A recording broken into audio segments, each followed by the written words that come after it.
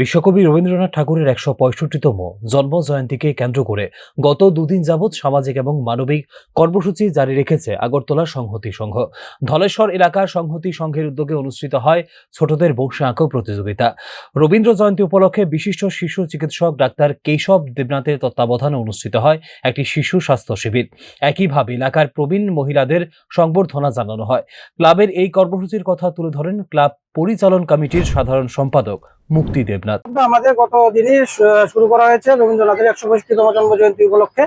তো কালকে আমাদের কিছু অ্যাক্টিভিটি করা হয়েছে, যেমন আমরা পাড়ার এলাকার যত মা বোনরা রয়েছে ওদেরকে আমরা করলাম, অভ্যর্থনা করলাম। তারপর সকালবেলা আমরা বিশেষজ্ঞ ডক্টর, শিশু বিশেষজ্ঞ ডক্টর কেশব দেবনাথকে দিয়ে আমরা এলাকার যত আশেপাশে যত বাচ্চারা রয়েছে, দুস্থ পরিবার রয়েছে, তাদেরকে আমরা বিনামূল্যে ওষুধপত্র প্লাস চিকিৎসার ব্যবস্থা করে দিয়েছি গতকালকে।